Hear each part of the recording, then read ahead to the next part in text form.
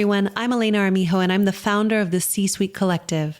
This is a company I created for executive leadership coaching and wellness that supports C-suite executives, entrepreneurs, and founders.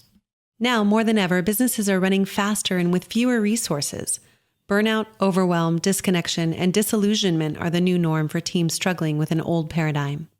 At the C-Suite Collective, I believe deeply that providing massive support for your teams through executive coaching and holistic practices will create an inclusive culture, higher levels of performance, sustainable change, and the organizational impact you desire.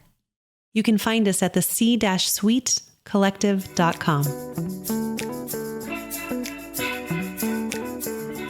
What does leading with your heart mean? We'll look at that in our coaching tip for the week. And in our interview segment today, we have Isaac Quiroga, who is a digital marketing expert and former vice president of the digital engagement group at Mattel. I love this man so much.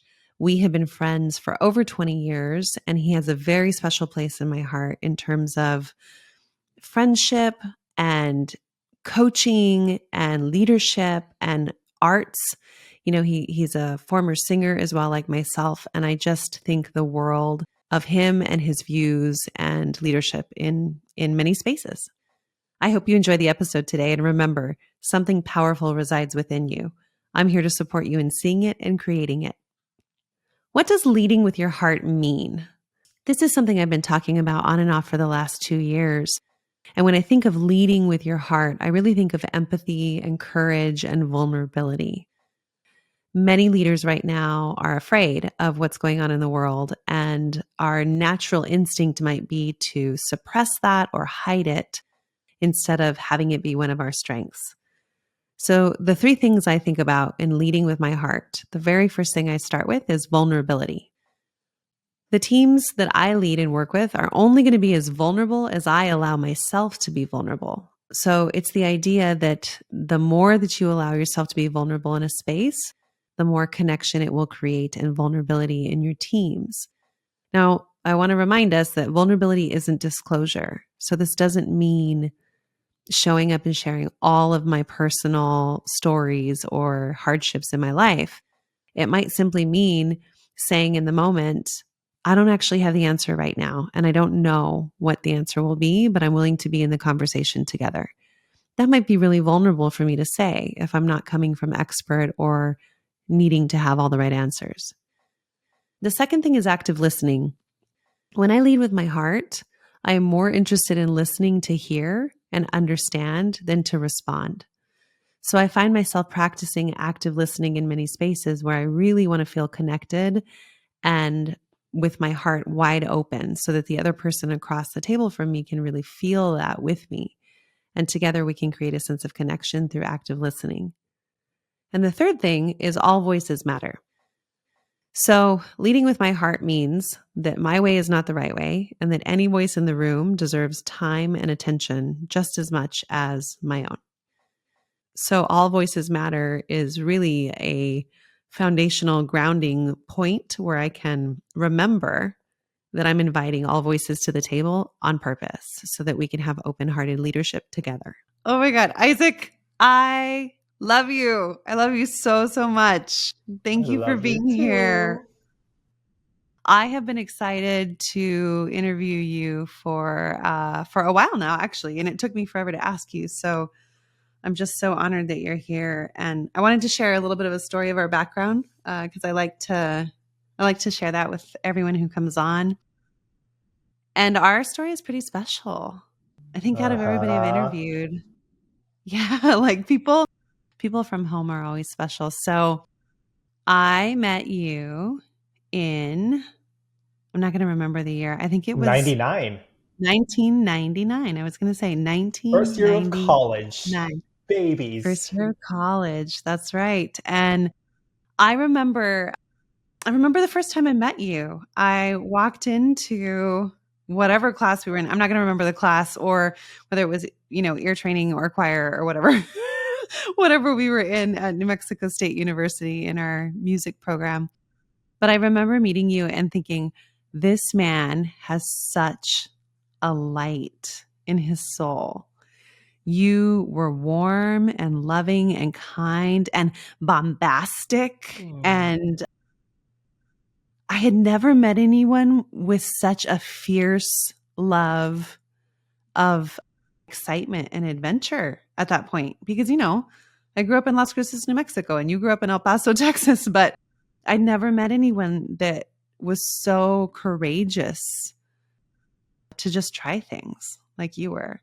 And I fell in love with you deeply in that moment. And then, man, we got to know each other so well I since. know. So, We which we'll talk quickly about. became good friends. I know. It was a lot of it, like all that you're explaining was just a bunch of unharnessed energy that was just all over the place. I couldn't contain myself. I was really excited about life. And then slowly over the years, I just learned slowly to harness it over time. Which you, on the other hand, when I first met you, I remember specifically, well, I mean, I don't know if it was in class or whatnot, but it was in the lobby, and you were standing out there, and I was like, who is this woman? She is a boss. She is strong, and I want to know her. I mean, not to mention gorgeous eyes, beautiful smile. I was instantly Oh, attracted to you. So I think from there on, I was like, I need to be friends with this one. And I yeah. don't know, like what, 23 years later? 23 years later, we are still incredibly close. I consider you one of my closest friends in the whole world. Amen. And Same. yeah, so thanks for being here today. I really want to Yes. just share your story. And so obviously we were singers together for a long time. Yeah. And what I remember about your journey is that, we went through a lot in undergrad around learning entertainment and learning how to be singers together. But then I remember you moved to New York. You were the first one out. Mhm. And what inspired you to make that move from a small town to New York? Well, I wanted to be on Broadway. Yeah. I mean, that's where Broadway was, right? So I was like, I had this passion to be on Broadway. And so there was nothing that was going to get in my way. That was my promise to myself. I was going to get on stage, go to New York.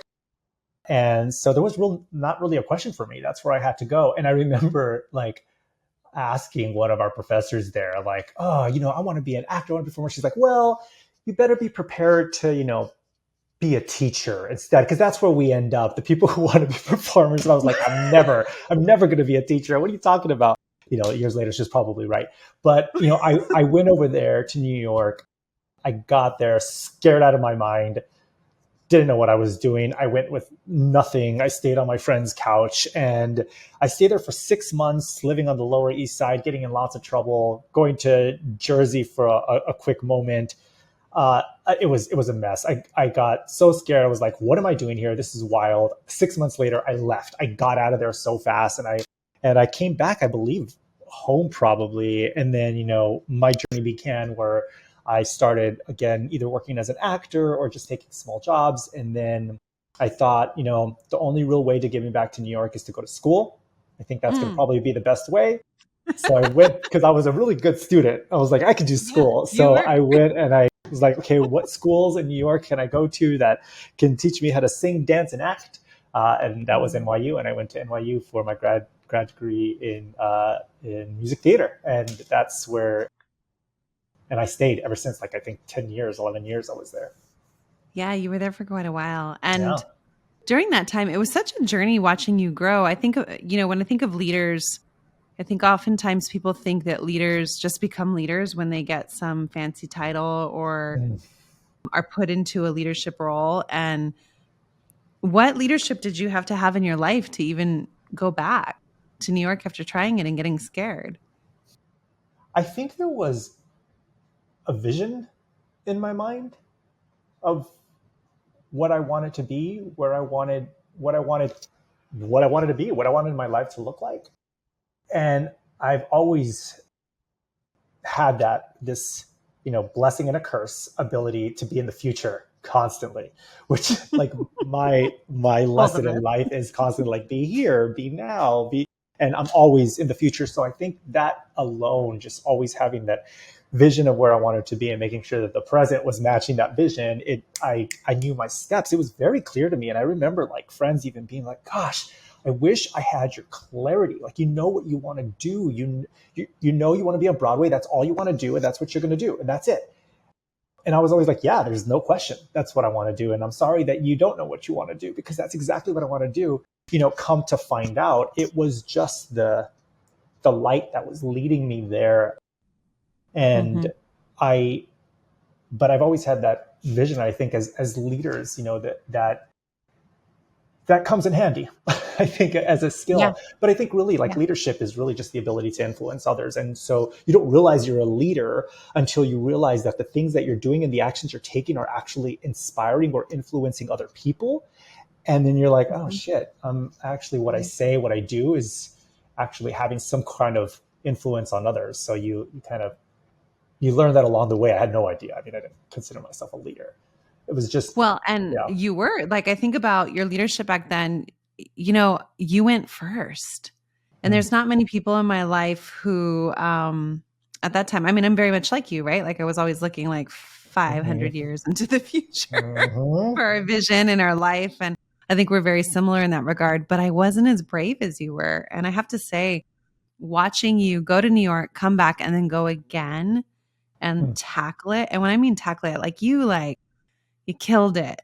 Your I loved it. performances were beautiful. You created this beautiful relationship with Drew. You you grew as a human, and you just really fell in love with New York. And that had me enrolled in moving to New York. I moved there Mm. because of you, because I you know. said, "Come, come," and I kept going, "Nah, I don't think New York's for me."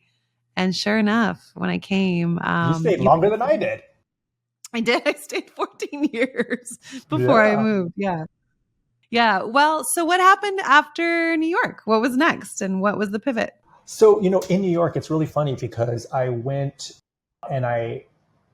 for my grad degree at NYU in vocal performance. 2-year program, quick, but I mean, they shove a lot in that 2-year program. I think it was just one of the best experiences of my life.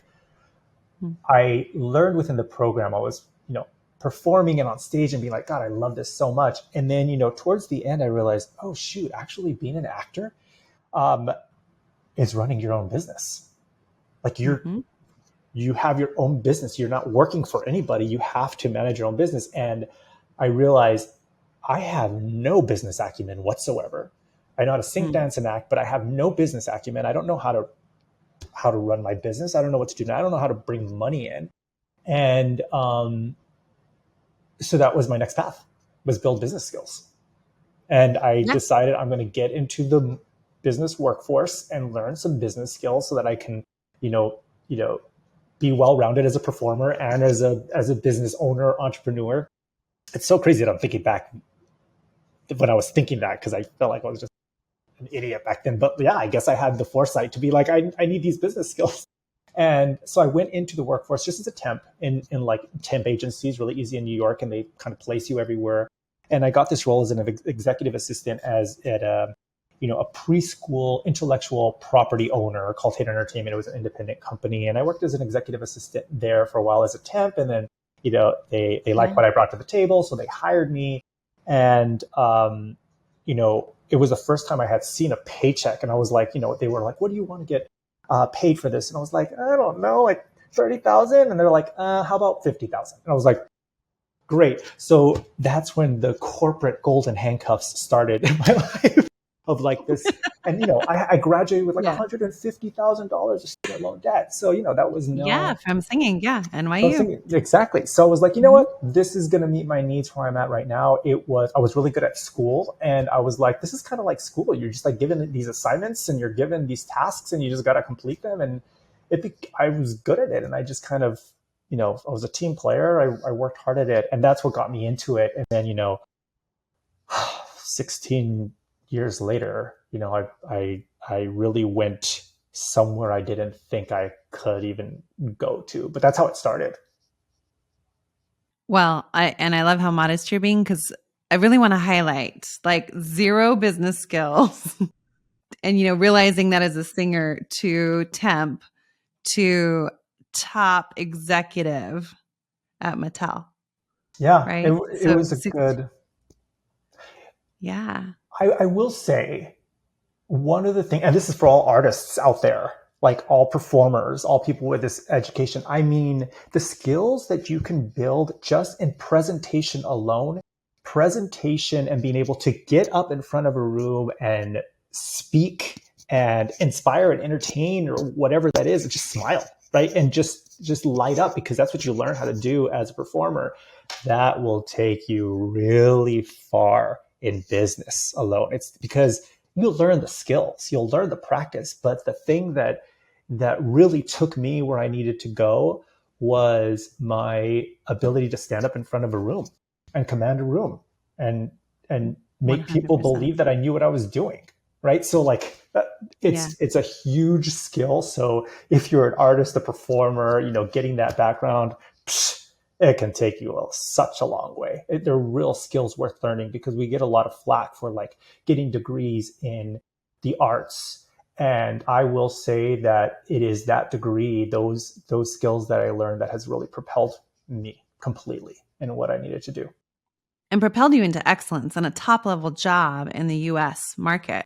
And I really want to highlight what you said, because, I see both sides of the coin, and I'm much like you, right? Where everything that I learned in the opera world and in the singing world and through our education that we did has made me excellent in rooms with C-suites and excellent in rooms with coaching organizations around culture. Yeah. And so, I get asked that often, like, what does an opera singer know about coaching C-suites, right? And the parallels around excellence and perfectionism and overwhelm are just like embedded And in our all the education. training, especially opera singers that get trained in being grounded, Mm-hmm. in standing your ground, starting from here and then out. So like and I see you in rooms, it's like when you are there, you stand and you are like, nothing can push you away. And a lot of people, they get on the rooms, they're like walking all over the place, they're somewhere else, because they just didn't learn the skill of what it really means to just be grounded first before you project. Like, know your why, know what you're doing, feel your body. And you don't learn that in business school. You don't learn that in business at all, of like just standing your ground and being there. And I get observed a lot that way. People are like, gosh, you just bring this, you can get in a room and just kind of stand there and Yeah.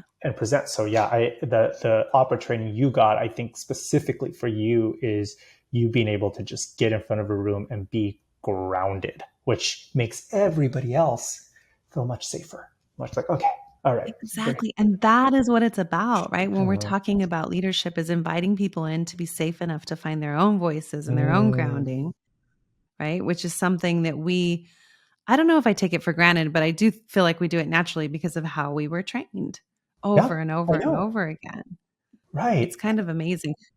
Well, and Yeah. so the opposite side of the coin, because now being a top level executive, in the US market, and you were specifically in digital content. I mean, I know you moved around a lot. So what would you say your sweet spot was as Yeah. So, I got into, so I started this independent entertainment company, and then we were actually bought by Mattel in 2012. And so that was my entrance into like real corporate world. So I got to, kind of be grandfathered in, which was amazing, because I don't know that I would have gotten a job at this amazing, Fortune 500 company if I wasn't there and just got, bought in. But um, I was in broadcast distribution, meaning that I went out into the US and Latin American, North American market, and I sold television shows to broadcasters. And I would go over there and say, hey, put this on your broadcast platform, because it's going to bring more audiences to you. And then the world of YouTube popped up, and it was like programming. And it was like, oh, you mean you could just upload your stuff online and it can get seen? And this was the early days when, there was more traffic there. But so I Mhm. got obsessed with YouTube. And then the company realized there's a huge opportunity there. And immediately I raised my hand. I positively raised my hand for that opportunity. And I said, I'll be your guy. I will be that guy for you. And when I did that, I think, what was good about that is that I'm a huge researcher. Like again, like you get with the skills that you learn at performance school, it's like you got to prepare. You got to memorize all your scripts. You got to like do all the preparation and rehearsal to put on a show and to get into character. You just do all that. So naturally, it comes to me where I go in and I research and I memorize and I do all this stuff. And luckily, like you couldn't go online and look up broadcast distribution skills. But you could go online and look up how to work on YouTube. Like what is the playbook for YouTube? So I was there and I was like, oh, it's all the answers are right here. So you literally do all that work and then you present yourself and you say, this is the answer to what we need. And so I went in there, I established myself as the company-wide expert in YouTube. And that's what brought instant value to me. It was, I made sure Isaac equals YouTube. And from there, everybody, I worked across all various types of brands, which I was put in a really good position because since I was that company-wide expert, everybody had to come to me to ultimately get a YouTube strategy to get, to understand how the platform worked. And so, Mattel has, hundreds of brands, and at any given moment, you're like working on 40 and 50 brands all together at one time. But so I got to meet a lot of people. I got to really interact. I got to inspire them. I had the opportunity to get in front of the room and inspire them and say, you get to, tell the world who you are on this platform, because YouTube is a platform to share your voice. And you get to do that with your brand. So immediately I went into this world. I solidified myself as a YouTube expert. And then slowly, more and more, as YouTube started, expanding in terms of the creator economy, working with influencers to create programs to partner with them that knew how to do it better than us. That was an area where it was like, well, you can't do YouTube without influencers. So let's bring that. And so I established a strategy on how influencer marketing would ultimately work within the company. And then from there, it was like, well, YouTube can't work alone. You need social media as a whole to make sure that the parents and the kids are together experiencing, something together. And so that's when social media came around. It was blowing up. And so, I ultimately ended up combining it all to create a pretty amazing digital engagement group at Mattel, which at that point was, I started with, I think, a network of probably under 1 million subscribers. And then from there on YouTube, it was, I think by the time I left, we were at over 68 million subscribers on YouTube. And then, over 55 million on social media. So it was a pretty awesome thing. And then from there, I was so excited about it. I needed help. I started with a team of 3 people. And so as I kept going, I kept working with mentors and people who knew how to do it better in an organizational strategy. And I built a team. And then by the time I left, I had a team of 80 amazing digital experts. So I got to go into the marketplace and I got to find the best damn digital talent you can find. And I brought them in and we built an incredible competitive advantage in the marketplace. So I'm very proud of what we accomplished. And that's kind of what happened. As you should be. And I mean, man, Isaac, I just hear not only that visionary, forward thinking person that you've always been since I met you 23 years ago, but it was like opportunity meeting vision and then innovation and creation and being on the forefront of industries that weren't necessarily set up yet or were just entering the market or whatever. And that you were able to be in relationship with those every step of the way to not only pave your way, but also bring that vision to life. Yeah. It's super cool. It flashed before my eyes, to be honest. I think when you're years. in it, I know. 16 years later, here we are. But yeah, it was a very rewarding experience. Challenging, but rewarding. Well, I was just going to ask you, what were some of your top challenges that you faced as a leader that have been some beautiful lessons for you in growth along this journey? I mean, my number one challenge was myself. I think the hardest thing to master in your life is mastering yourself.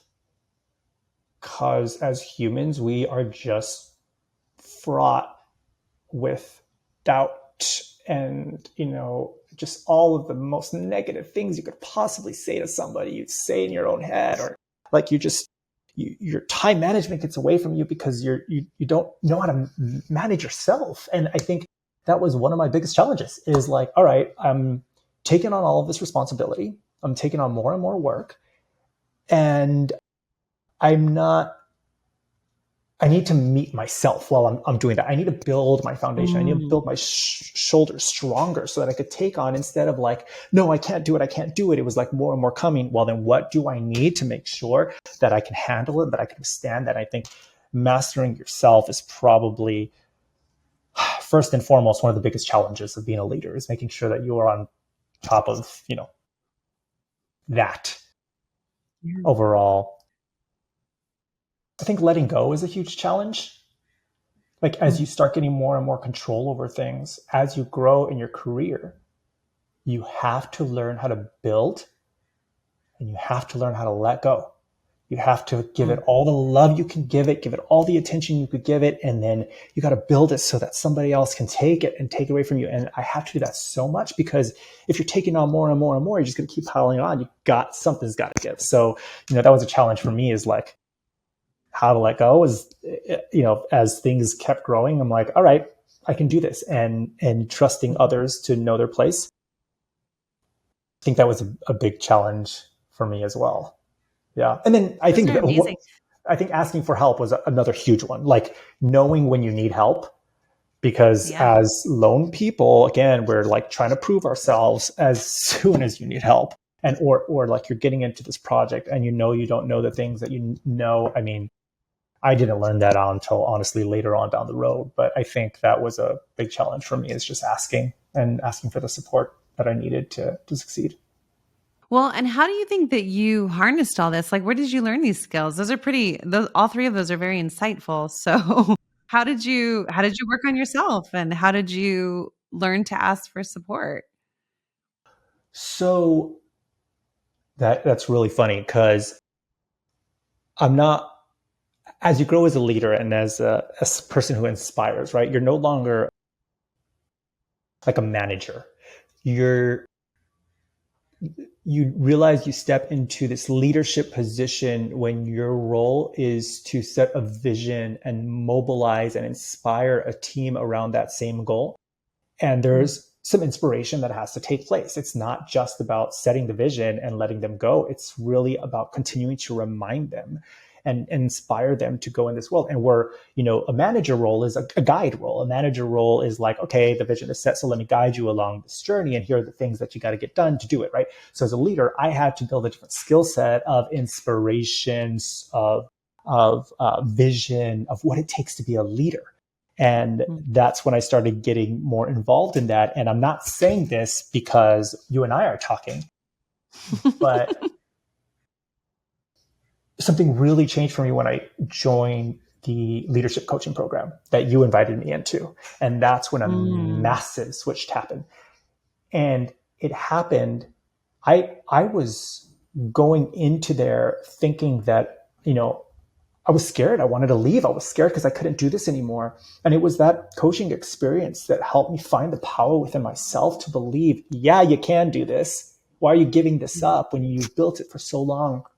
And that that leadership program is what ultimately, it was during that leadership program that I actually was promoted to vice president to manage this humongous team. So That's from there, right. that's where you just start. And in a coaching program, it's all about just like, it's about getting in your body more, listening to your heart, listening to getting outside of your mind, like that rapid mind that you had that was creating all these obstacles in your way. It was like, what are the obstacles, and deal with them. Just deal with them. And so it was.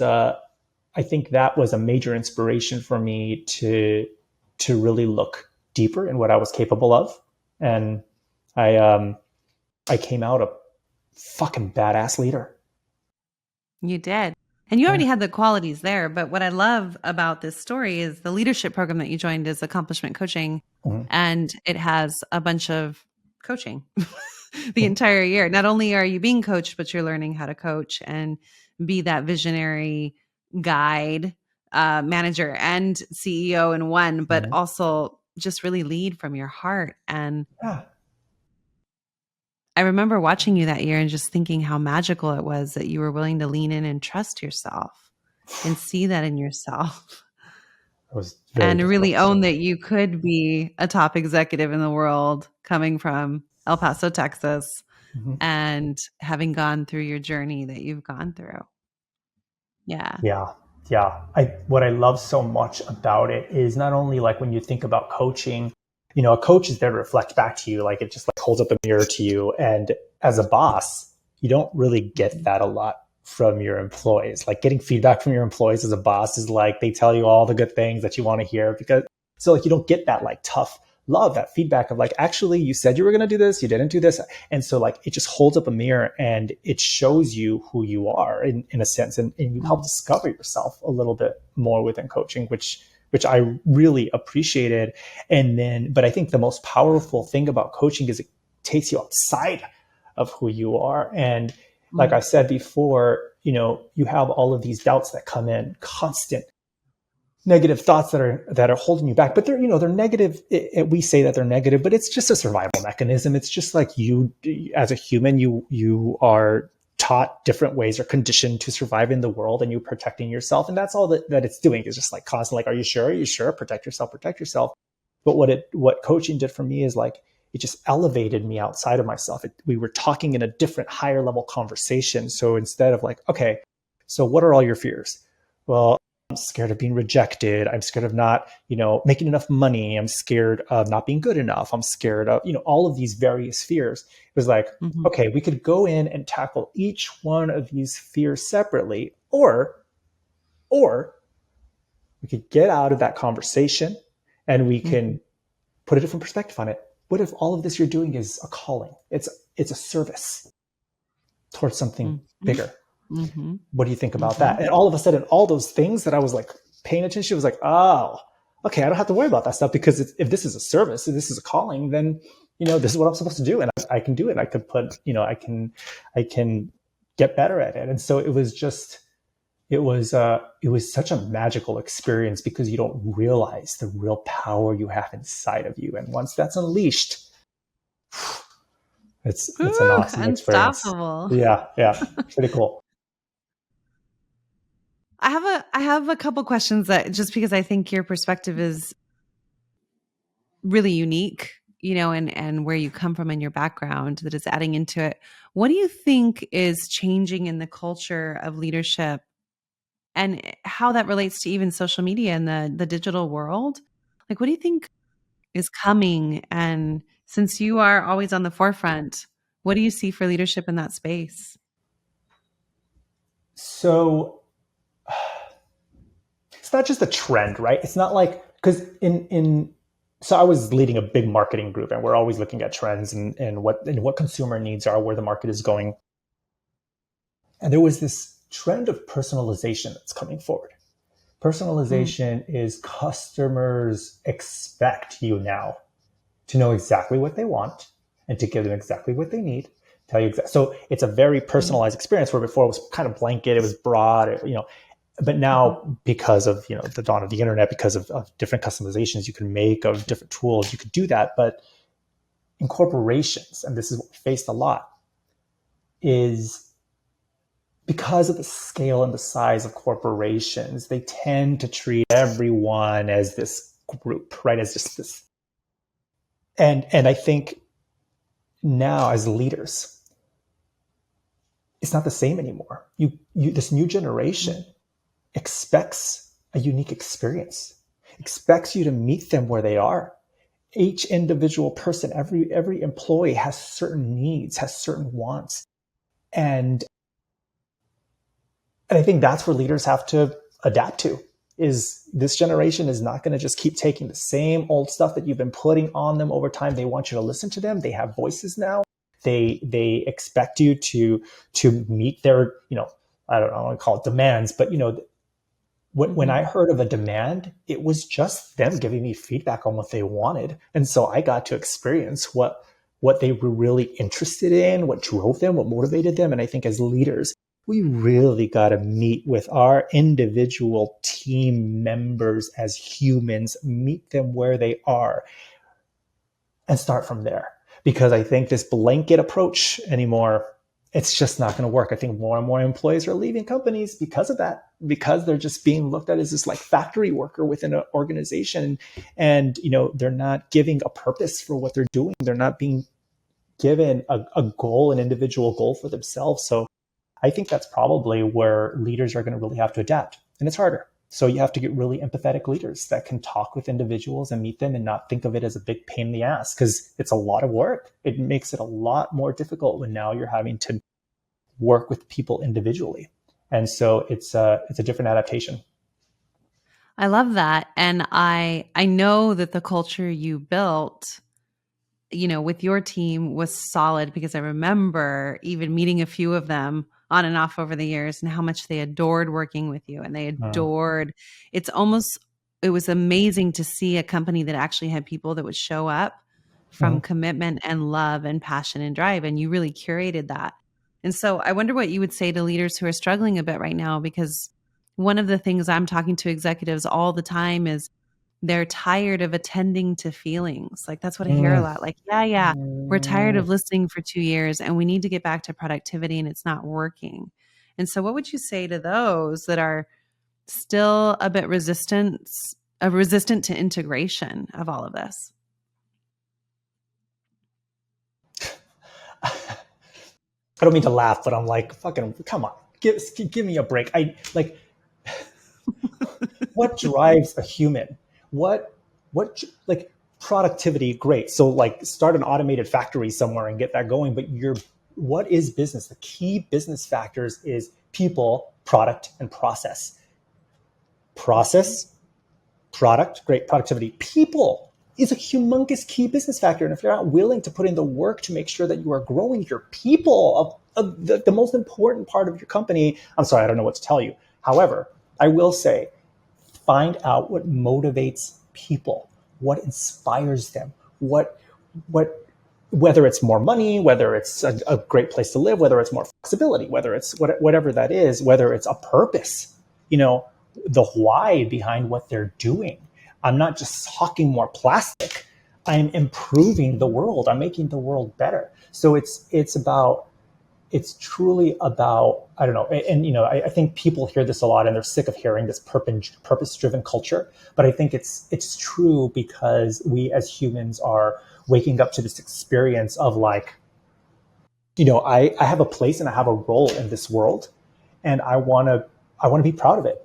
And so what I do matters, and I want it to matter. And I think, as leaders, if there's one thing you can do to create productivity, is to be really clear with your purpose, with why you're doing things. And I think that really does motivate people. It can't be too fluffy. It can't be like, I think people read right through the bullshit when you're just saying, I'm sorry, I don't mean to be cussing a lot on the platform, but okay. There are no rules here. I think people will read through the BS of like, a high level purpose statement. So I think really it is up to you to generate a really effective purpose statement for your team and for your company, so that they're motivated and they kind of know what the end goal is, that they know the role that they're playing matters in the world for contributing, to a better place. That's what we kind of all want. Oh, that's beautiful. It's so inspirational. And it's something that, the C-Suite Collective is practicing every day, and what we stand for with leaders everywhere that we're coaching and working with. Yeah. I love it. So I know. What's one dream you're going after next? So what's next for? So one thing I've never done is entrepreneurship. I have never. Well, I have entrepreneurial. Well, you did as a singer, right? Oh, that's true. Yes, that's true. But I never so I did that on the side, and I was, performing and whatnot. But like, I never got. I wonder what it would look like. So I'm kind of like coming full circle now. It's like, okay, I learned the business skills. I mean, it was a boot camp, and I came out. I feel like I could do anything. I mean, organizational strategy, management strategy, people strategy, systems strategy, marketing strategy. Like, it's setting objectives and goals and meeting them. Like, I have these skills now. And I think entrepreneurship really excites me about, working to either start your own business or working with a variety of companies, working with a variety of people that are outside. I think one of the things, like as an actor, before as a performer, I hate routine. Ugh, like routine. If I'm doing the same thing over and over again, I just start feeling icky. And I love that about being a performer, is that you finish the show, you got to do another show. You finish the project, you got to do another project. You're always just like, it never was the same. And I think that about the corporate world kind of annoyed me because it was just like, okay, you're there every day, you're doing the same thing. So now can I go out into the world with the skills that I have and work with a variety of different companies, a variety of perspectives, and that's what I think is exciting for me, because I get to develop visions for companies and I get to meet them where they are. And then I get to bring that together to create, to meet the vision where they want to be. And I think that's probably my next path. Woo, welcome to business consulting. So everybody who's going to sign up for Isaac will add all his information in the show notes to reach out to him about consulting. Yeah.